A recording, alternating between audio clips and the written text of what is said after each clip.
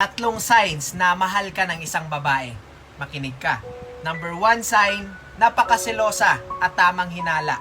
I don't know kung maniwala man kayo sa akin o hindi. Pero most of the time, ganyan ang mga babae. Lalo na kapag mahal ka niyang totoo.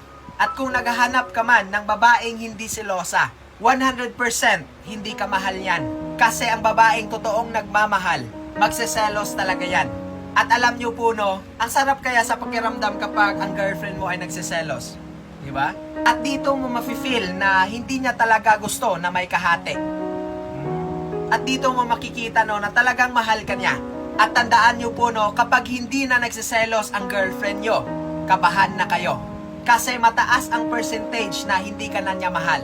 And please, wag po kayong magsasawa na mahalin ang babaeng selosa. Kasi karamihan sa kanila, kapag sila ang nagmamaneho sa isang relasyon, talagang magtatagal yan. At ito no, ang babaeng nagsiselos yan, hindi para magalit ka.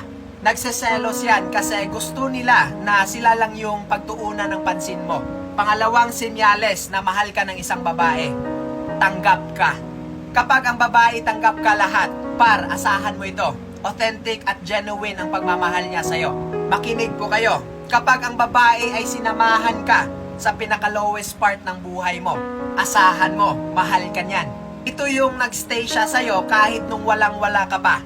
At kahit anong itsura mo, at kahit ano pa man ang kulay ng balat mo, mataba ka man or matangkad ka, hindi yan magbabase sa mga ganyan. Kasi nga, mahal ka niya.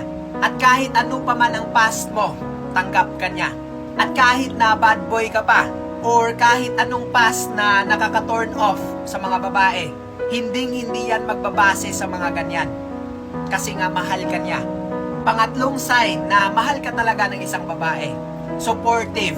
Kapag ang babae ay sinusuportahan ka sa lahat ng bagay na ikakabuti sa buhay mo, maniwala po kayo sa akin, sobrang blessed nyo po.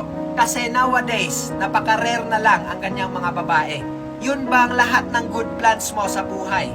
Hindi siya magiging barrier, kundi supportive yan. So, suportaan niya yung magagandang plano mo sa buhay. At ito no, makinig po kayo. Kapag ang isang babae, supportive yan sa lahat ng good plans mo. At iko-correct ka niya sa mga bagay na ikakasira ng buhay mo. Asahan mo, mahal ka niya. At hanggat masaya ka sa mga ginagawa mo, hahayaan ka niya as long as hindi yan ikakasira ng buhay mo. Okay? Dapat mo itong tandaan.